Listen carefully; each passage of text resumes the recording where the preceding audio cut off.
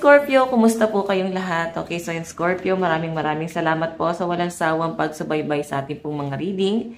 And kung ikaw ay bago pa lang sa ating channel, mag-subscribe na po kayo. Then i-click mo na rin yung ating notification bell para lagi kang updated sa ating mga bagong upload. So, ayan. Tignan natin Scorpio, ganap sa inyo this week. Scorpio, Sun, Moon, Rising, and Venus sign.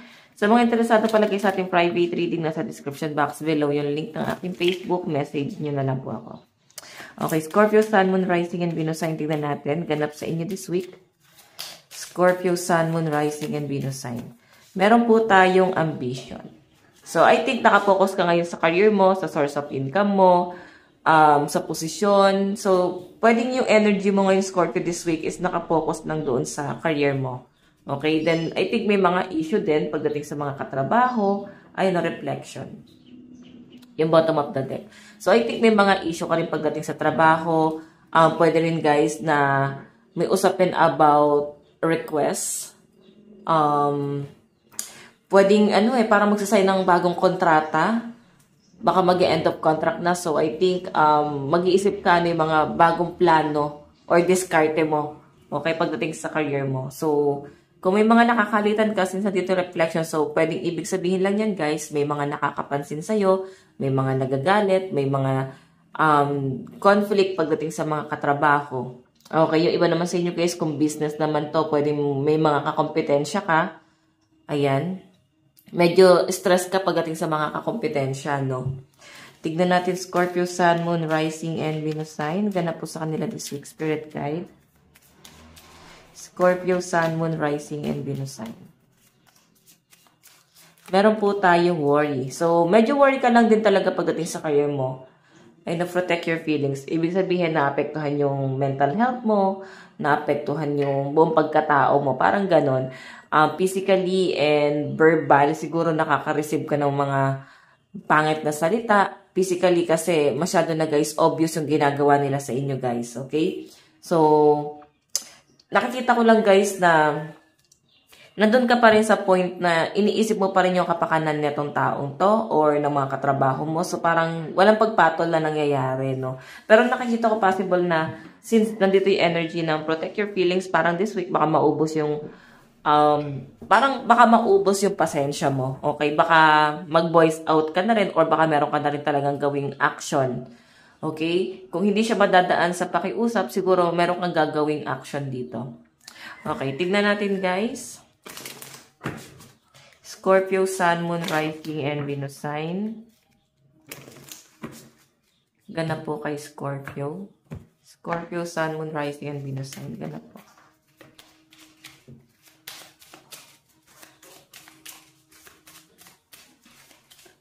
Okay. So, guys, meron tayong change.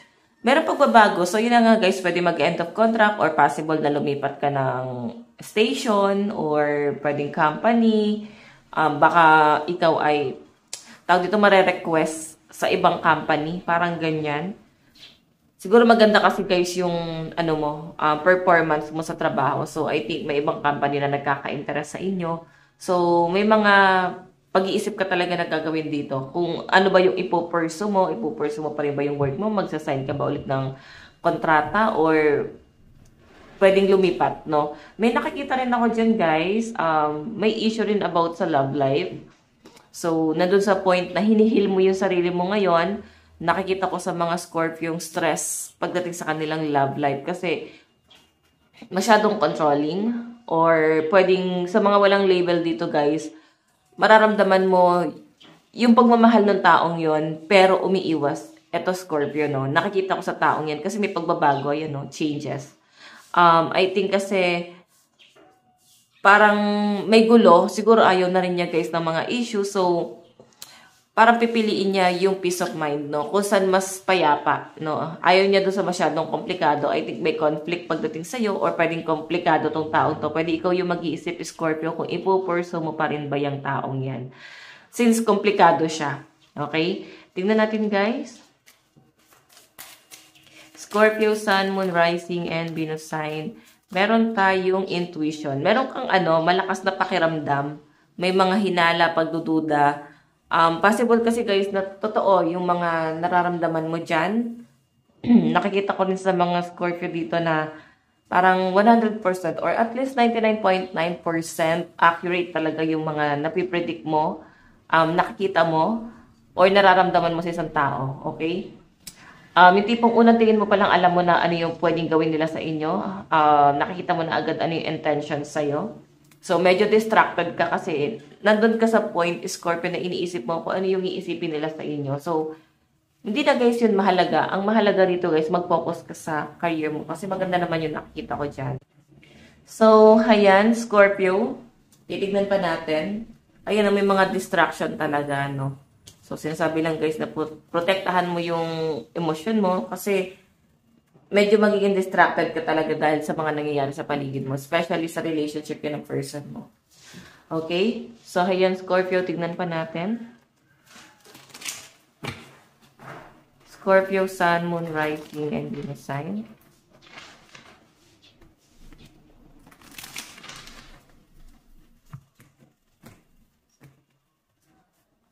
Okay, Scorpio, Sun, Moon, Rising, and Venus sign.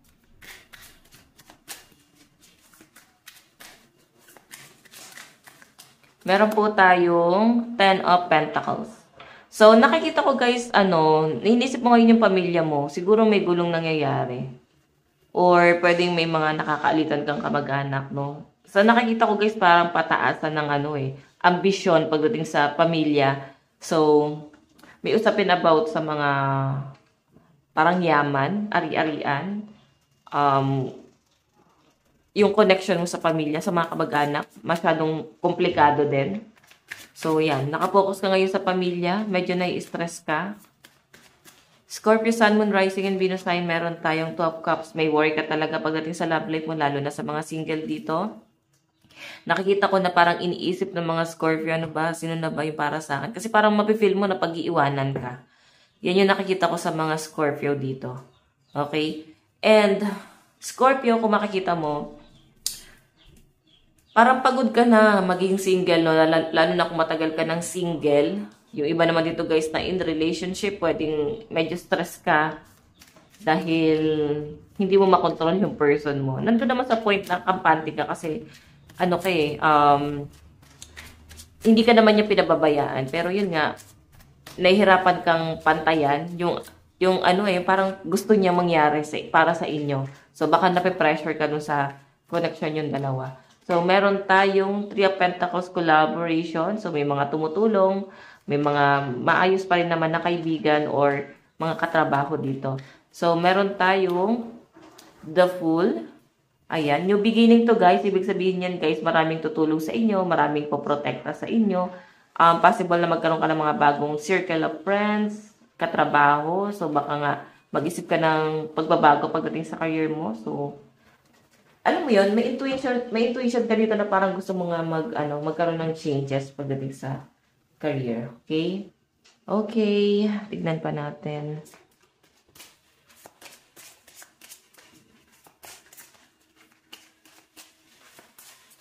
Advice. Meron tayong where there a will, there's a way. So, yan. Siguro kailangan mahanap mo lang yung right path mo din. Okay, Scorpio, ito lang po inyong reading. Maraming salamat po. God bless and love you all. Bye-bye po.